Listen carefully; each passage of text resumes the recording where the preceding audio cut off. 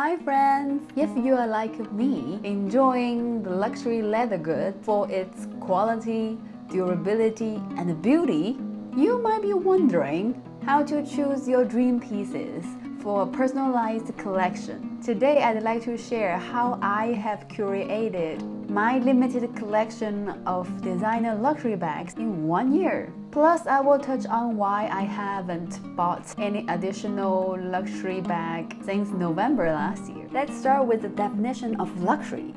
According to the dictionary, luxury is the state of great comfort and extravagant living. But what does luxury mean to you? For me, comfort means being my true self, safely and confidently. I never baby my bags. They should never enslave me. If a bag makes you feel lower, lesser, or unqualified, it is not the right one. This leads to the second part of the definition and the first key point in curating my collection. High quality and outstanding design are essential because they drive extravagance in a tasteful way. To understand quality, I highly recommend you all to check out Tanner Leather Stang's channel. I learned to make leather shoes for 8 months a few years back, so I do have some inside knowledge about leather goods, quality, costs, materials. Tanner is way more experienced and he shares honestly. With being myself and quality design in mind, one vintage Chanel and a pink Lady Dior have been on my curation list for years. Luxury brands charge 5 to 10 times and sometimes 20 times more versus the labor and the material cost because they sell you heritage, history, identity association. I resonate myself with what Coco Chanel did with the 255 back in 1920s when she wanted to free women's hands from holding a handbag.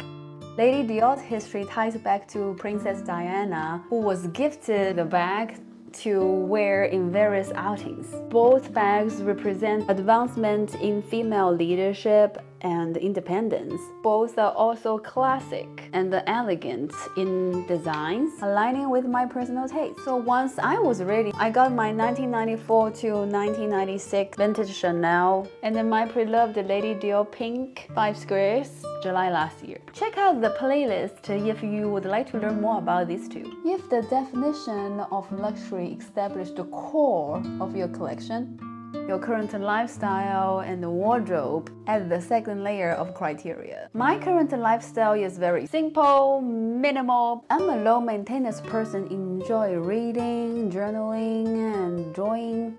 For this vintage Chanel, cherished on the shelf most of the time. All my other bags are simple design, low maintenance, and practical. I bought my second Chanel and my second Celine, which I use regularly, especially when I carry a 9x6 book or notebook. Both bags are calfskin, making them less sensitive to scratches and dents. Luxury goods are not necessities, so I always try to buy them during discount seasons or when I travel to Europe where prices can easily be 25% to 35% lower than in the US. I got both of my Celine bags in Paris and my second Chanel bag during Cyber Monday from Fashion File. The third and probably the most important element is your financials and timing. I'm a strong believer in living below my means. It is not advisable to giving up your daily essentials for a luxury bag. Resale values drops dramatically once the bags are in your hand. If you have 3,000 to 5,000 cash, stock, bond, funds, or even putting the money in the bank offers much better returns.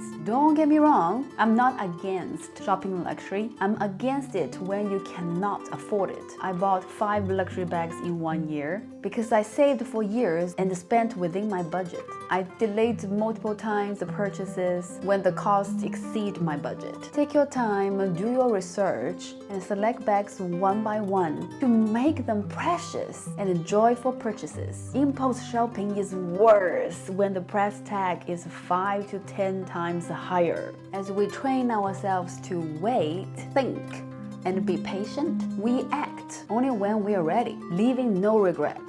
I learned this lesson after I bought my YSL bag in 2019. Tempted by a year-end sale at Nordstrom, bought it without sufficient research. After a few wears, I realized it's too bulky and small internally, similar in space as my old katespade crossbody, and even smaller than my latest purchase, katespade wallet. YSL leather was heavily grained and lost its natural texture. When I discovered Celine in Paris, the contrast was stark. Celine has more heritage, unique designs tied to its cheap designers, and a better craftsmanship as I experienced.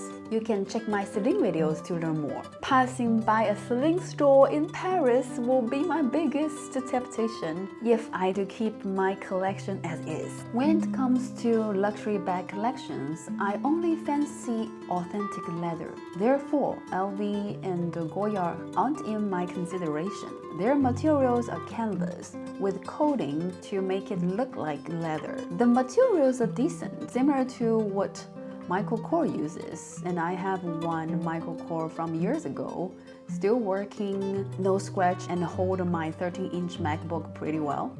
After completing my collection based on my limited desires, mainly centered on Chanel 255 and Lady Dior, and is extended to the surprisingly great quality and design by Celine, I haven't felt motivated to buy any additional pieces. I hope you find this video inspiring and freeing. Purchase your true love which lasts long and fills your heart with joy, knowing the solid why behind each single piece. Be mindful in life, friends.